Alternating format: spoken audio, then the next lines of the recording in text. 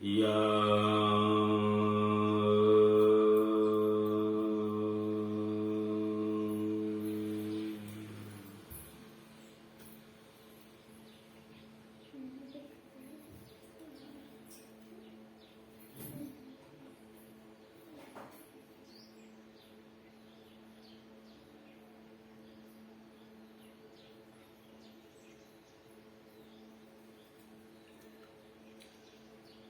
महाकारुणिक भगवान बुद्ध ने सूत्र पिटक ग्रंथों में कहा है कि एक बार वैशाली नगर में जब महामारी का रोग फैला हुआ था, तब वहां के लिच्छवी के लोग भगवान बुद्ध के पास गए और उन्होंने महामारी का उपचार करने के लिए निमंत्रण दिए। निमंत्रण देने के बाद भगवान बुद्ध वहां वैशाली नगर में पहुंचे और उन्होंने महामारी का रोग को शांत किए थे।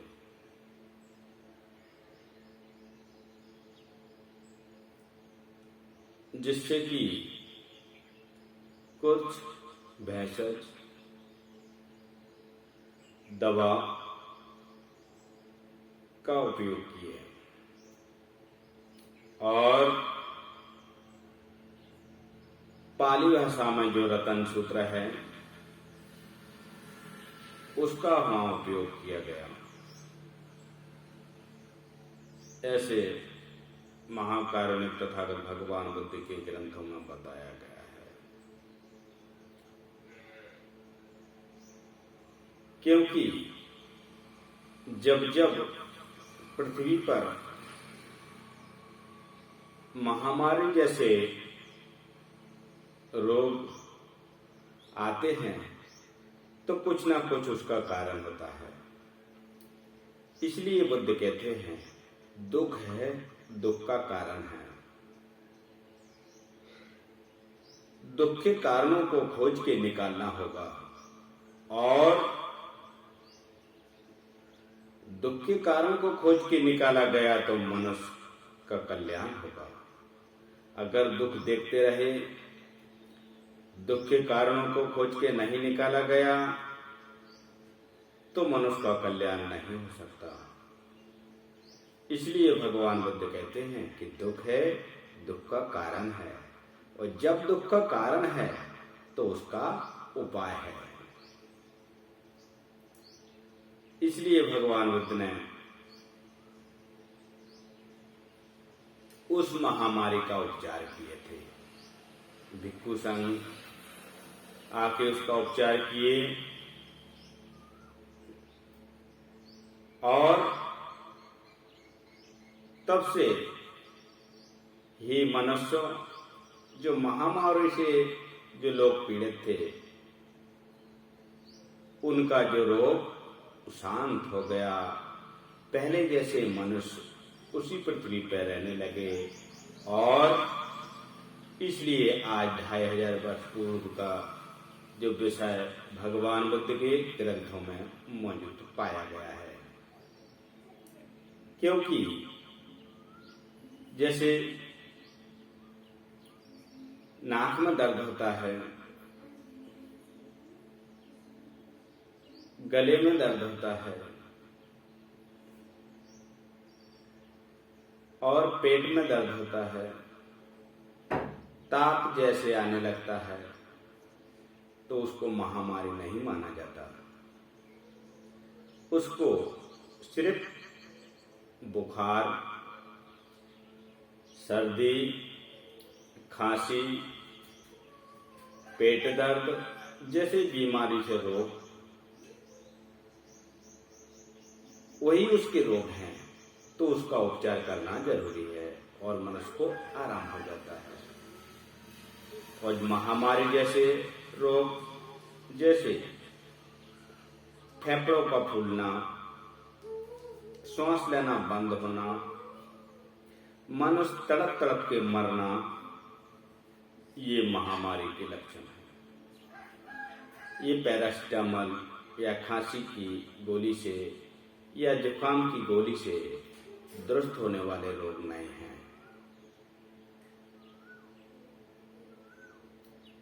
क्योंकि ये इंजन को बंद करने का विषय है, इसलिए इस पर गंभीरतापूर्वक विचार करके उपचार किया जाता है। जैसे कि पहले तक्षशिला विद्यापीठ थी जो रावणपिंडी में है, विश्व का विद्यालय था, आयुर्वेद का उसका भंडार था। वहाँ बहुत सारे ऋषि मुनि ने वहां पर पढ़ाई की और जीवक नाम के जो उपासक थे वहां उन्होंने अपने गुरु के पास पढ़ाई की है। 5 साल वहां पर पढ़ाई किए थे। जीवक ने वहां जैसे सर का ऑपरेशन किस तरीके से किया जाता है, पेट का ऑपरेशन किस तरीके से किया जाता है, घुटने का ऑपरेशन किस तरीके से किया जाता है, और सर अगर तिड़कने जैसा लगता है तो उसको दवा किस प्रकार से दी जा सकती है, ऐसे नाना प्रकार के उपचार जीवक ने किए हैं।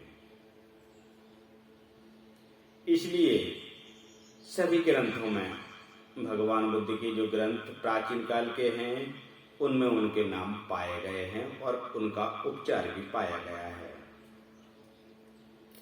एक बार एक उपासक को सर में दर्द होने लगा। सर में दर्द होने लगा तब जीवक नाम के जो वैद्य थे उनको जानकारी दी गई, तो उन्होंने जैसी जानकारी मिली, जैसे ही तक्षशिला विद्यापीठ से जीवक नाम के उपासक वैद्य आए और उन्होंने उस उपासिका से पूछा तुमको क्या हुआ है? नहीं, बोले हमारे सर में दर्द हो रहा है। सर में दर्द होने के कारण उन्होंने देखा, नाड़ी परीक्षण किया। परीक्षण करने के बाद सब दर्द का जो विषय था सभी बस्ती के लोगों को मालूम था कि इसके सर में दर्द रहता है। तो अच्छे अच्छे वहां पर वैद्य उपचार कर नहीं सके और फेल हो गए। जब जीवक नाम के उपासक को बुलाया, वैद्य को बुलाया, तक्षशिला विद्यापीठ से आया और उन्होंने उपचार करना चालू कर दिया। जीवक ने कहा कि 1 पाव घी लेके आओ, और 1 पाव घी लेके आए। राजा से कहा 1 पाव घी लेके आओ, तब घी लेके आया। घी लेके आने के कारण जीवक ने घी में एक दवा ऐसी उसमें डाले थे और दवा डाल के और नाक में घी डालना चालू कर दिया। नाक में घी डालना चालू कर दिया तो नाक में से घी डालने के बाद मुंह में निकालना चालू कर दिया। जब पूरा 1 पाव घी नाक में से डालते डालते मुंह में से बाहर निकल गया, तब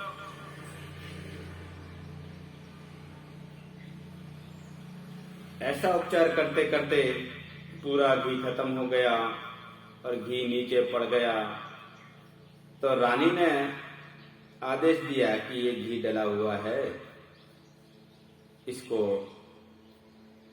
एक बाटी में भरो चम्मच से। तो ऐसा कहने के बाद रानी की दासी आई। दासी ने उसको घी को भरना चालू कर दिया और एक बाटी में उसको भर लिया।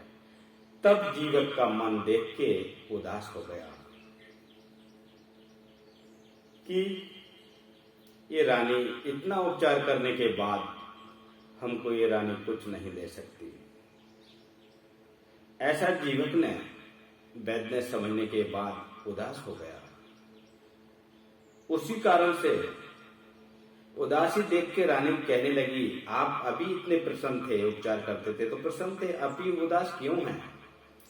तब रानी ने उस विषय का विचार समझा और जीवक वैद्य से कहा कि आप जो उपचार कर रहे हैं उसका आपको पूरा जितना खर्च पैसा लगता है उतना आपको पूरा दिया जाएगा, उसमें शंका करना नहीं है। तब जीवक देख के शांत हो गया और फिर चेहरा जैसा का जैसा उसका बन गया। और फिर रानी ने कहा घी इसलिए हम भर रहे हैं क्योंकि वो दीवा लगाने के काम में आ जाएगा, इसलिए व्यर्थ नहीं जाने को होना करके हमने घी को भरा और कटोरी में रखा और दिया लगाने के लिए, इसके लिए भरा गया है। तब इतनी बात सुन के रानी की जीवक वैद्य प्रसन्न हो गया और जो रानी का सर में दर्द था और पूरा शांत हो गया और कुछ मुद्राएं उनको जीवक को दिए। जीवक प्रसन्न होकर अपने तक्षशिला विश्वविद्यालय पीठ पे चला गया। तब जीवक उपचार करना वहां से पहला उपचार जीवक ने वहां किए थे, फिर वहां से सभी दिशा में उपचार करना जीवक का चालू हो गया। इसलिए सबसे बड़ा अग्र विद्यापीठ है जो कि आयुर्वेद का, तांत्रिक, मांत्रिक, जंत्रिक और प्राचीन काल का विद्यापीठ सिर्फ तक्षशिला विद्यापीठ है। उससे ज्यादा प्राचीन कोई विद्यापीठ नहीं है। इसलिए सभी प्रकार की जानकारी विद्यापीठ जो तक्षशिला विद्यापीठ है उसमें प्राप्त होता। तो विद्वान होने के कारण बौद्ध भिक्षु संघ ने ऐसे ऐसे ग्रंथ को बचाने का कार्य किया, पढ़ने का कार्य किया, याद करने का कार्य किया और याद करने के बाद उसको जीवित रखने का कार्य किया। इसलिए आज बौद्ध भिक्षु संघ में सभी प्रकार के उपचार वैज्ञानिक तौर पर मौजूद है। इसलिए भगवान बुद्ध को इस भारत की भूमि पर पहले वैज्ञानिक पुरुष माने गए हैं।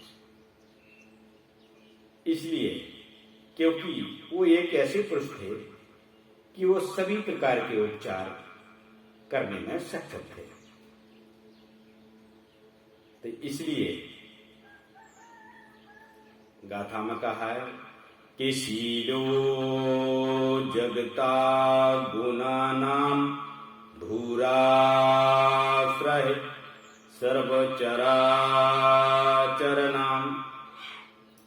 शील के आचरण से पशु पक्षी मानव का सबका कल्याण होता, अकल्याण नहीं हो सकता।